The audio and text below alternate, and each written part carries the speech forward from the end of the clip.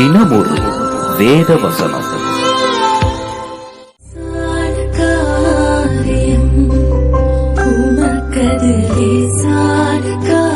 நம்முடைய தாழ்வில் நம்மை நினைத்தவரை துதியுங்கள், அவர் கிருபை என்றும் உள்ளது.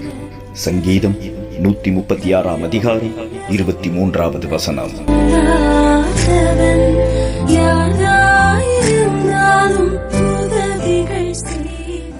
ஹல்லேலூயா, ஸ்தோத்திரம். கர்த்தருடைய பரிசுத்த நாமத்திற்கு மகிமை உண்டாவதாக. இந்த அருமையான காலை வேளையிலே நம்முடைய ஆண்டவராகிய இயேசு கிறிஸ்து நாமத்தினாலே உங்கள் ஒவ்வொருவருக்கும் அன்பின் வாழ்த்துக்களை தெரிவித்துக் கொள்கிறேன்.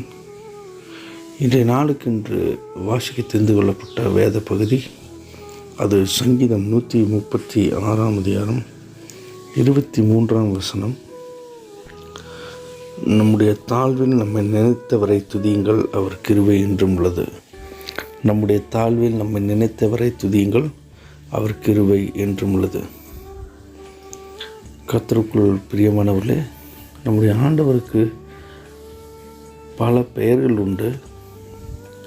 அதில் குறிப்பிடத்தக்க ஒரு பெயர் என்னவென்றால் நம்மை நினைத்தவர். அதுவும் எப்படி நினைத்தார் அப்படின்னா, நம்முடைய தாழ்வில் நம்ம நினைச்சிருக்கிறாரு. எத்தனையோ பாடுகள், எத்தனையோ அவமானங்கள், எத்தனையோ நிந்தனைகள், எத்தனையோ போராட்டங்கள் நம்முடைய வாழ்விலே வந்திருக்கலாம். ஆனாலும் அந்த சூழ்நிலையிலே நம்மை கைவிடாத ஒரே ஒரு தேவன் நம்முடைய தேவன். நம்முடைய தாழ்விலே நம்ம நினைத்திருக்கிறார். அவரை நாம் எந்த சூழ்நிலையும் நாம் துதிக்க வேண்டும், ஏனென்றால் அவருடைய கிருபை என்றும் உள்ளது. பிரியமானவர்களே, மனிதர்கள் அவர்களுடைய சூழ்நிலைகளுக்கு தகுந்த போல் தங்களை மாற்றிக்கொள்வார்கள். நாம் நன்றாக இருந்தால் நம்மை தேடி வருவார்கள். ஆனால் நம்முடைய தெய்வம், ஜீவனுள்ள தேவன் அப்படிப்பட்டவர் அல்ல. பூமியின் கடையாந்திரங்களிலிருந்து நம்மை சிருஷ்டித்த தேவன் நம்முடைய தாழ்வில் நம்ம நினைத்திருக்கிறார். நாம் எந்த சூழ்நிலை இருந்தாலும் அவர் நம்மை தெரிந்து கொண்டு நம்மை வழி நடத்துகிறார். அப்படிப்பட்ட உன்னதமான தேவனுக்கு நாம் உள்ளத்தின் ஆழத்திலிருந்து நன்றி செலுத்த வேண்டும்.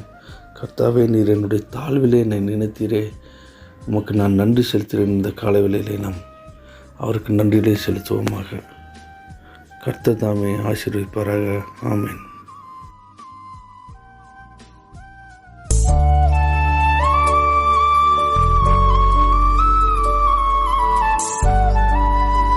கர்த்தர் உங்களையும் உங்கள் குடும்பங்களையும் ஆசீர்வதிப்பார்.